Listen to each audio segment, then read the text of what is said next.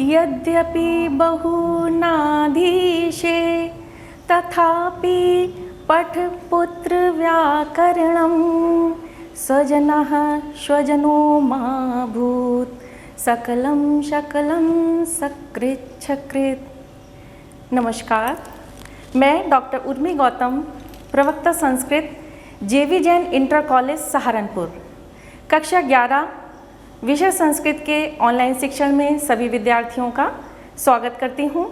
प्रिय विद्यार्थियों, अभी मैंने जो ये श्लोक बोला है इसका अर्थ है कि हे पुत्र, व्याकरण अधिक ना भी पढ़ो तो भी हमें इतनी तो पढ़ना ही चाहिए कि हम स्वजन और स्वजन में अंतर कर सकें। स्वजन अर्थात आत्मीयजन और स्वजन अर्थात कुत्ते, है ना, इसका अंतर हम कर सकें। सकलम शकलम, इनमें हम अंतर कर सकें। सकल अर्थात संपूर्ण और शकल का अर्थ होता है टुकड़ा।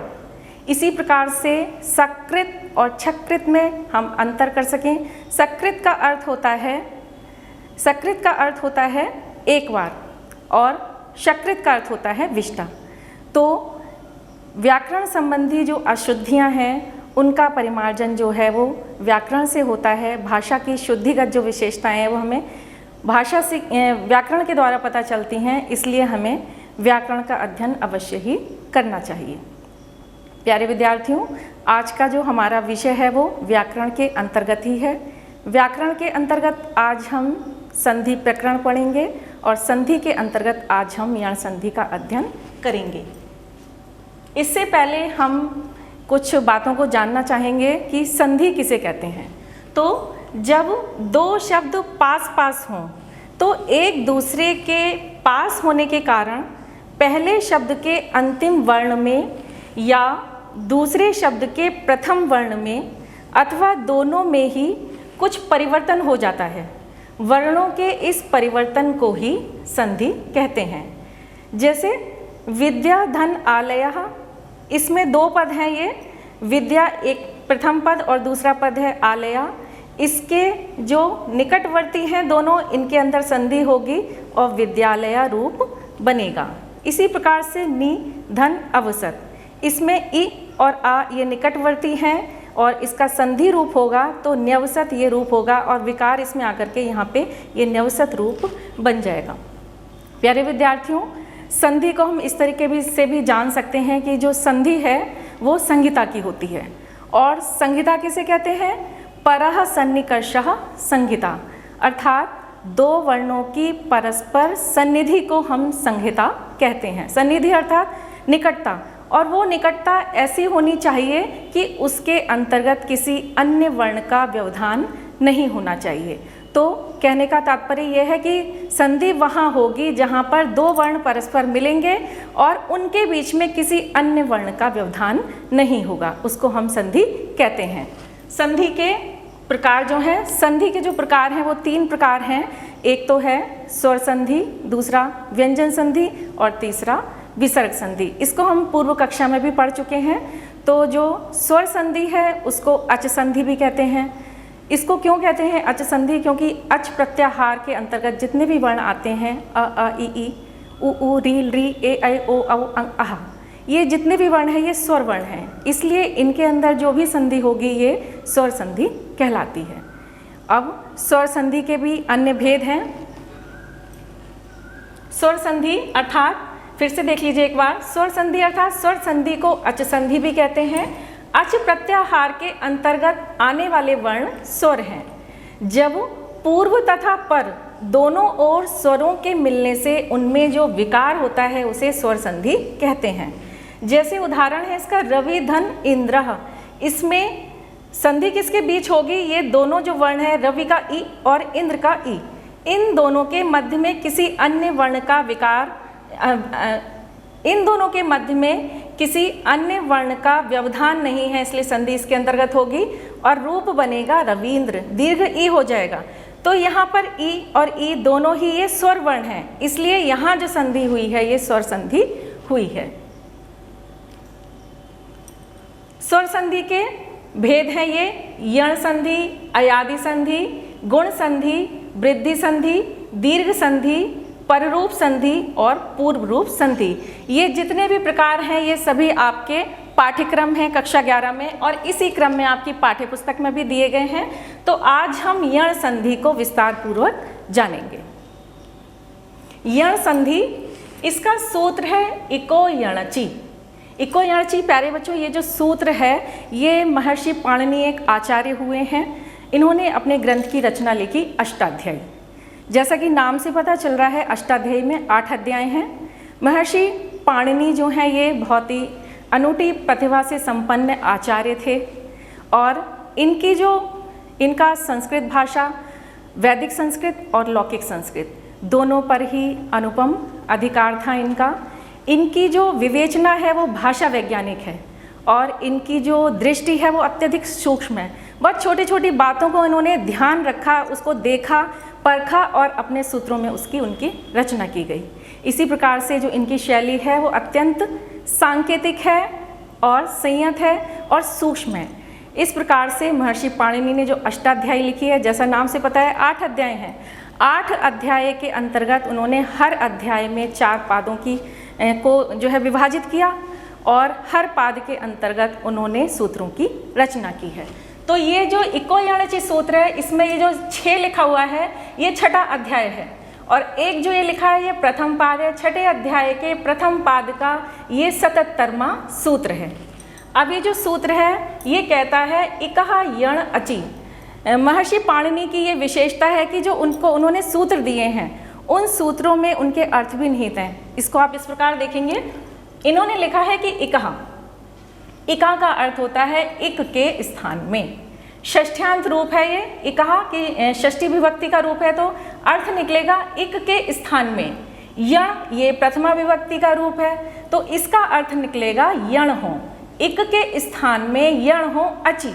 अचि जो है ये अच प्रत्याहार है, तो और सप्तमी विभक्ति है इसमें अचि में, तो इससे अर्थ निकलेगा अचि अर्थात अच परे रहने पर। तो इक के स्थान में यण हो अचि परे रहने पर।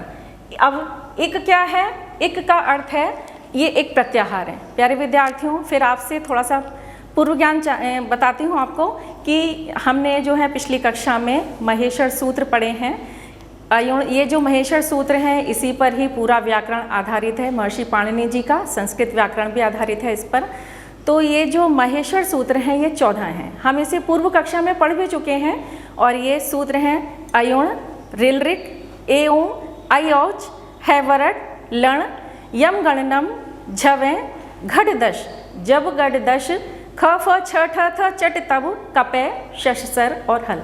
ये जो सूत्र हैं ये एक तरीके से वर्णमाला है, और इन्हीं वर्णमाला पर हमने 42 प्रत्याहार जो हैं पढ़े हैं।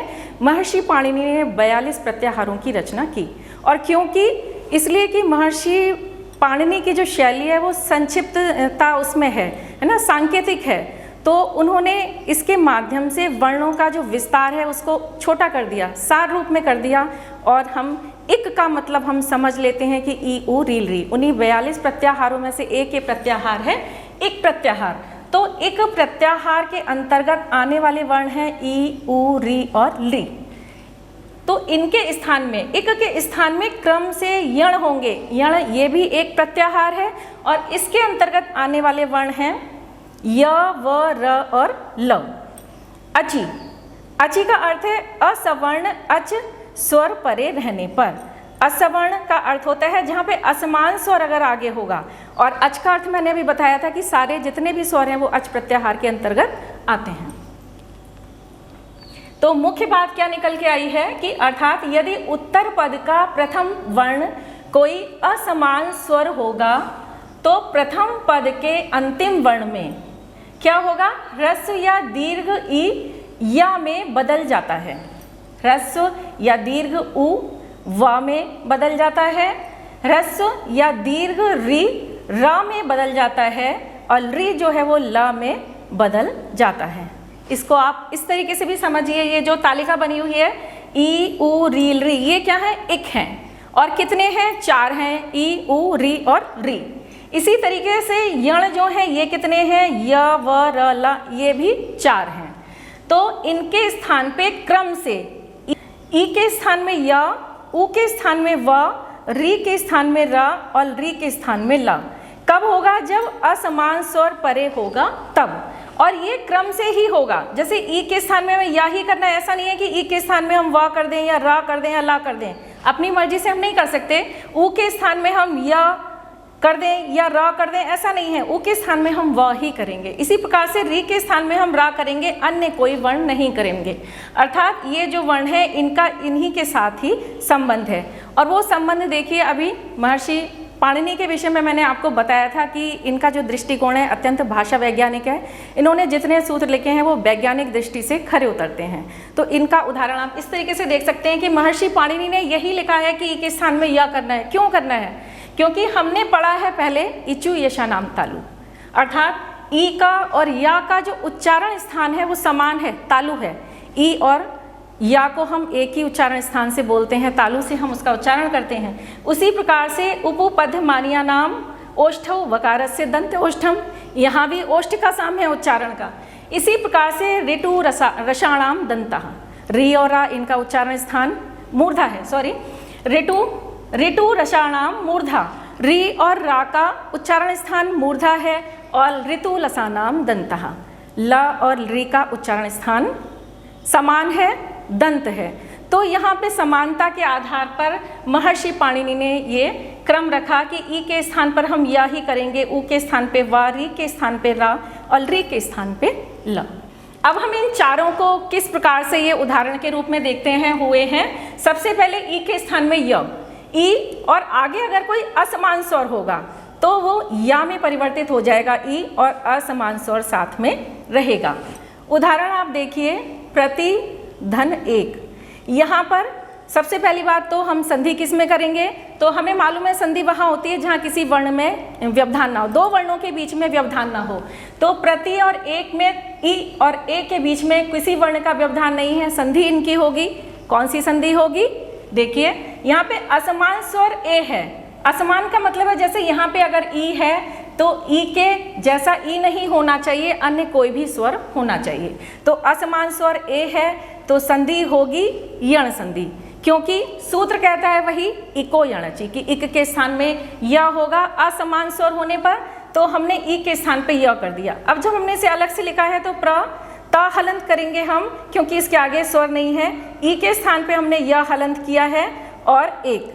अब जब इसे मिलाते हैं तो प्र ता के आगे क्योंकि कोई स्वर नहीं है तो ता आधा हो जाएगा, और या के आगे ए है तो ए य में मिल करके प्रत्येक रूप बनता है। ये यण संधि का उदाहरण है। इसी प्रकार आप देखिए अगला उदाहरण दधि धन अत्र।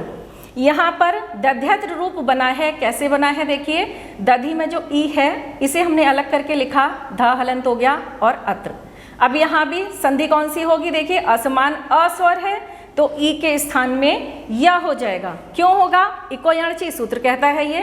तो द ध य धन अत्र, तो रूप बनेगा दध्यत्र। धा के आगे स्वर न होने के कारण धा आधा रहेगा और य में अ मिल करके दध्यत्र रूप बन जाएगा। अगला उदाहरण भी इति धन आदि। इति में जो ई है ह्रस्व इकार और आदि में दीर्घ आकार। यहाँ पे ई के स्थान में क्या आदेश होना चाहिए? क्योंकि असमान आ स्वर है तो ई के स्थान में हम या आदेश करेंगे और मिलाएंगे तो इत्यादि रूप बनेगा। अगला उदाहरण है यदि धन अपि। यदि धन अपि में देखिए य द हलंत किया हमने और ई अलग लिखा और अपि। यहाँ भी सूत्र लगा है इको यणचि, और अपि में जो आ है असमान होने के कारण ई के स्थान में हमने य किया। अब जब हम इसे मिलाएंगे तो य द य में अ मिलके यपि बन गया, यद्यपि रूप बना। अब प्यारे विद्यार्थियों द और ये आपको पता है कि द और या मिलकर के एक संयुक्त अक्षर द बनता है, तो हम इसको इस रूप में यद्यपि भी लिख सकते हैं। इसी प्रकार से अगला उदाहरण है अस्ति धन अत्र का।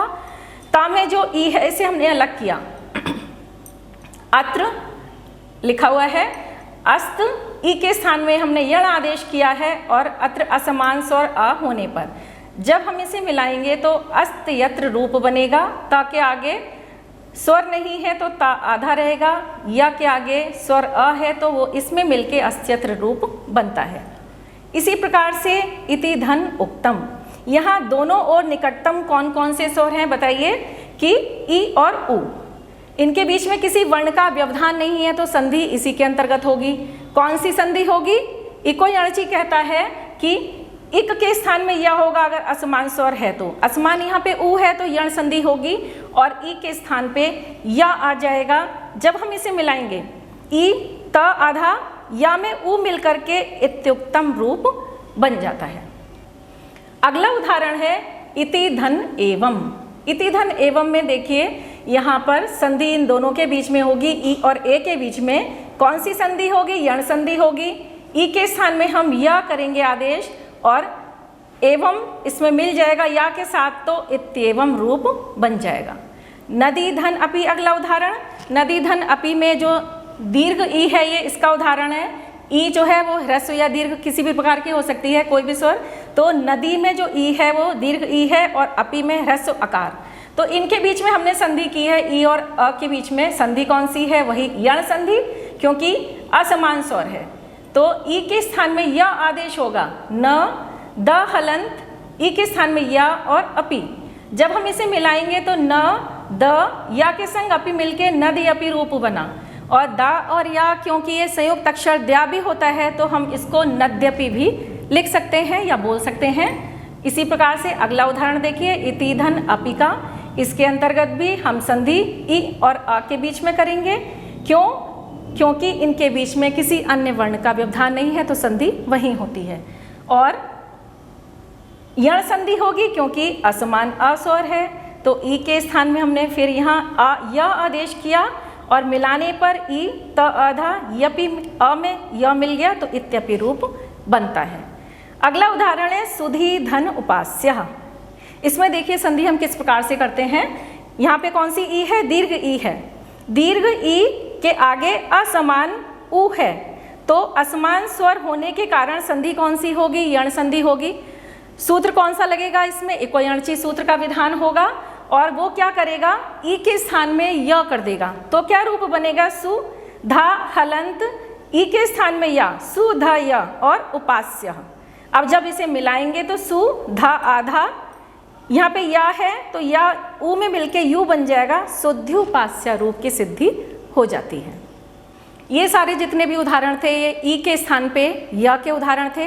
अगला है अब ऊ के साथ अगर असमान स्वर आएगा तो वह व में परिवर्तित हो जाता है, व उसमें आदेश हो जाता है और असमान स्वर वैसा ही रहता है। इसके उदाहरण देखिए। पहला उदाहरण है मधुधन अरि का। मधुधन अरि में ध में जो ऊ है, ऊ और अ के बीच में संधि होगी। कौन सी संधि है? वही यण संधि होगी, और संधि विधायक सूत्र कौन सा है? इको यणची। तो इसमें म ध ऊ हमने अलग किया है। म ध ऊ के स्थान में आदेश क्या किया हमने? व आदेश किया और अरि। जब हम इसे मिलाएंगे तो म ध आधा हो जाएगा, क्योंकि आगे कोई स्वर नहीं है इसलिए। अब व के आगे ह्रस्व आकार है तो वो इसमें मिल जाएगा और मध्वरी रूप बन जाता है। इसी प्रकार से पठतु धन अत्र है। पठतु धन अत्र में त में जो ऊ लगा हुआ है ये और अत्र का अ, इन दोनों के मध्य में किसी अन्य वर्ण का व्यवधान न होने के कारण संधि है। संधि यण संधि। क्यों? क्योंकि असमान स्वर आ है तो ऊ के स्थान में व आदेश करेंगे। इको यणची कहता है कि इक के स्थान में व आदेश करना है, तो हमने जो आदेश व किया अब हम इसे मिलाएंगे तो प ठ त आधा और व में आ मिलके पठत्वत्र रूप बनता है। अगला उदाहरण है सुधन आगतम। सुधन आगतम में एक पद है सु और दूसरा पद है आगतम। इन दोनों के मध्य में प्रथम पद का अंतिम वर्ण है उ और दूसरे पद का प्रथम वर्ण है आ। इन दोनों के मध्य संधि हो रही है और संधि में असमान आ आने से उ के स्थान में हम व आदेश करते हैं तो स आधा रहेगा, व में दीर्घ आ है क्योंकि यहाँ पे, तो स्वागतम रूप बन जाता है। ऐसे ही लघुधन आदाय। अगला उदाहरण लघुधन आदाय में भी घ में जो ऊ है इसे हमने अलग लिखा है आदाय। अब ल घ हलंत ऊ के स्थान में क्या आदेश होगा? व आदेश होगा। क्यों? क्योंकि इको यणची सूत्र कहता है और असमान स्वर है इस कारण से। तो अब जब हम इसे मिलाएंगे तो लघ्वादाय रूप बन जाएगा। आकार आने से व में मिलके ये लघ्वादाय रूप बन जाता है। अगला उदाहरण ऊ का है। करोतु धन एवं में त में ऊ है उ के आगे एवं है, असमान ए होने के कारण उ को हम व आदेश कर देते हैं, करोत व एवं। अब जब हम इसे मिलाएंगे तो करोत वेवम रूप बनेगा, ए जो है व में मिल जाएगा तो करोत वेवम रूप की सिद्धि होती है। इसी प्रकार से अगला उदाहरण है ग्रामेषु धन एवं। ग्रामेषु में जो उ है और एवं का ए, इन दोनों के मध्य में संधि होगी क्योंकि अन्य वर्ण का व्यवधान नहीं है। और संधि कौन सी होगी? यण संधि होगी। संधि विधायक सूत्र है इको यणचि, तो उ के स्थान में हमने व आदेश किया, ग्रामेषु वेवम रूप बन गया क्योंकि ए व में मिल गया और शा आधा हो गया तो ग्रामेषु वेवम रूप की सिद्धि होती है। अब हम पढ़ेंगे री के साथ अगर असमान स्वर है तो वह रा आदेश हो जाता है री के स्थान में और असमान स्वर भी बना रहता है। उदाहरण है पितृधन आज्ञा। पितृधन आज्ञा में दो पद हैं, पितृ और आज्ञा, तो संधि जो है वो प्रथम पद के अंतिम वर्ण अर्थात री में होगी और अंतिम वर्ण आ, इन दोनों के बीच में संधि होगी। कौन सी संधि होगी? देखिए, क्योंकि यहाँ पे असमान स्वर है, आकार है, तो री के अंतर्गत री के स्थान पर हम र आदेश करेंगे, ये यण संधि है। सूत्र जो लगा है वो इको यणचि सूत्र है। और पी त र धन आज्ञा, अब जब हम इसे मिलाएंगे तो त और र मिलकर के त्र, ये संयुक्त अक्षर होता है और इसके संग हम जब आज्ञा का आ मिलाएंगे तो पित्राज्ञा रूप बन जाता है। ऐसे ही मातृधन अंशः, मातृधन अंशः में त में जो री है और अंशः, इन दोनों के बीच में संधि होगी और संधि क्योंकि यहाँ पे असमान अंग है तो री के स्थान पर रा आदेश हो जाएगा, त और रा मिलके त्रा बनेगा। अब जब इसे अंशः इसके साथ मिलाएंगे तो मात्रंशः रूप बनता है। अगला उदाहरण धात्री प्लस अंशा का है। इसका संधि रूप क्या होगा? देखिए, धात्री में जो री है इसे हम अलग करके लिखेंगे तो धात री, और अंशा तो री और अंशा अंग में जो है संधि होगी और संधि क्योंकि यण संधि इसलिए होगी क्योंकि असमान स्वर है यहाँ पे, तो री के स्थान में हम र करेंगे, धा त र, और अंशा त और र को हम त्रा बोलते हैं, संयुक्त अक्षर है, तो अंशा मिलाने पर धात्रंशः रूप बन जाएगा। अब चौथा है री। री में अगर आगे असमान स्वर है तो री के स्थान पर ल आदेश हम करते हैं और असमान स्वर भी रहता है।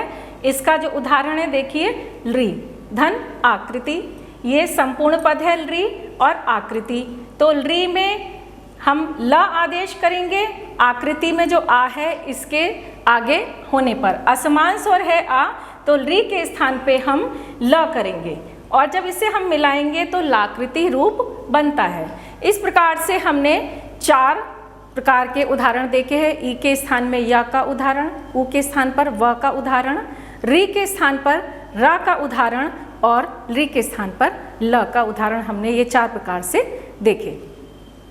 प्यारे विद्यार्थियों, अब हम आपसे प्रश्न पूछते हैं, उत्तर देखिए आप। इत्यत्र का संधि विच्छेद कीजिए। उत्तर क्या होगा इसका? यहाँ पे या क्योंकि ई के स्थान पर हुआ है तो इति धन अत्र, ये इसका संधि विच्छेद होगा। अगला प्रश्न है इति धन अत्र का संधि रूप क्या होगा? तो यहाँ पे ई और अ के बीच संधि है और यण संधि है तो ई के स्थान पर या करने से इत्यत्र रूप बनता है। मध्वरी का संधि विधायक सूत्र लिखिए। मध्वरी में मधुधन अरि हमने अभी पढ़ा था, तो उ के स्थान पर वा आदेश हुआ, किस सूत्र के कारण हुआ है? इको यणचि सूत्र के कारण हुआ है, तो उत्तर इसमें वही आएगा, इको यणचि लिखेंगे आप। इत्याह पद में किस सूत्र से संधि हुई है? इसमें भी संधि विधायक सूत्र आपसे पूछा गया है। इति धन आह है तो इति में जो ई है वो उसके स्थान पर या इको यणचि सूत्र से ही होता है, इसलिए यहाँ पर हम उत्तर लिखेंगे इको यणचि। इसी प्रकार यद्यपि पद में कौन सी संधि हुई है, इसमें आपको संधि का नाम बताना है। यदि धन अपि था, ई के स्थान पे हमने यह किया तो ये संधि कौन सी है? यण संधि है, तो यण संधि आपका उत्तर होगा। प्रत्युवाच एवं इत्याह, इनका संधि विच्छेद क्या होगा? तो प्रत्युवाच में देखिए, यह जो है ई के स्थान पर है तो प्रतिधन उवाच, और इत्याह में यह के स्थान पे ई है तो इति धन आह। प्रत्यु आवाच में प्रति प्लस उवाच है और इति धन आह, ये इनका संधि विच्छेद होगा। प्यारे विद्यार्थियों, आज हमने शुरू से अब तक जो पढ़ा है अपना व्याख्यान में, हम एक बार दोबारा से इसको देखते हैं। हम इसको दोबारा से देखते हैं। हमने एक तो पढ़ा कि दो वर्णों के अत्यधिक निकट होने पर संधि होती है और संधि के 3 प्रकार हैं। कौन कौन से? स्वर संधि, व्यंजन संधि और विसर्ग संधि। स्वर संधि हमने जाना कि जहाँ पर दोनों ओर स्वर वर्ण होंगे वहाँ पर स्वर संधि होगी। जैसे हमने रविधन इंद्र का उदाहरण देखा था, विद्याधन आलय का उदाहरण देखा था। यहाँ पे दोनों ओर स्वर होने के कारण यहाँ पर स्वर संधि हुई है। अब स्वर संधि के हमने भेद जाने जो कि आपके पाठ्यक्रम में भी हैं। कौन कौन से भेद है? एक तो यण संधि, अयादि संधि, गुण संधि, वृद्धि संधि, दीर्घ संधि, पररूप संधि और पूर्व रूप संधि। इसके अंतर्गत आज हमने जो विस्तृत रूप में जाना है वो हमने जाना है यण संधि। यण संधि के अंतर्गत हमने एक तो सूत्र जाना, इको यणचि सूत्र। इको यणचि सूत्र कहता है कि इक के स्थान में यण होते हैं अगर अच असमान अच परे होते हैं तो। इक भी हमको पता है कि अब इक के अंतर्गत आने वाले वर्ण हैं ई, उ, री और री। इसी प्रकार से यण के अंतर्गत आने वाले वर्ण हैं य, व, र और ला, ये प्रत्याहार हैं। इसी प्रकार से अच के अंतर्गत आने वाले वर्ण हैं अ, आ, इ, उ, उ, री, ए, ऐ, ओ, औ, अंग और अह। तो इको यणचि के आधार पर हमने जान लिया है कि इक के स्थान में यण होते हैं अगर असमान स्वर आगे होता है तो। और इनके हमने उदाहरण भी बहुत सारे जाने हैं। इत्यपि है, इत्यादि है, मध्वरी है, गुरुवादेशा, बधवागमन, पित्राज्ञा, मात्राज्ञा, लाकृति, मात्रंशा, धात्रंशा इत्यादि। अब इन्हीं संधियों में से आगे जो संधि हैं अयादि संधि और गुण संधि, इसको आप अपने आप से पढ़ेंगे। ये स्वर संधि के ही भेद हैं। अगले व्याख्यान में हम इन्हीं को जानेंगे।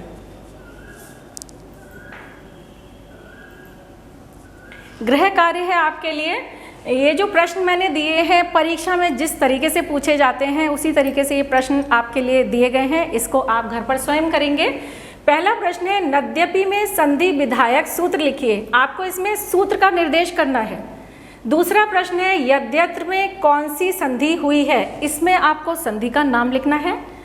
तीसरा प्रश्न है हर्यश्वः का संधि विच्छेद होगा। इसमें आपके पास विकल्प हैं ये 4, इनमें से आपको सही विकल्प चुन करके लिखना होगा। पहला विकल्प है हरिधन अश्वः, दूसरा विकल्प है हरे धन अश्वः, तीसरा विकल्प है हरिहि धन अश्वः और चौथा है हरि धन अश्वः। इसमें से एक विकल्प सही आपको लिखना है। अगला प्रश्न है पित्राज्ञा का संधि विच्छेद होगा। इसमें भी ये बहुविकल्पीय प्रश्न है। इसमें आपको एक सही विकल्प चुनना है। पहला विकल्प है पिताधन आज्ञा, दूसरा विकल्प है पित्राधन आज्ञा, तीसरा विकल्प है पितृधन आज्ञा और चौथा विकल्प है पिपी धन त्राज्ञा। इनमें से सही उत्तर आपको एक लिखना है। आज के लिए इतना ही। आशा है आप घर पर रहेंगे, सुरक्षित रहेंगे। जयतु संस्कृतम।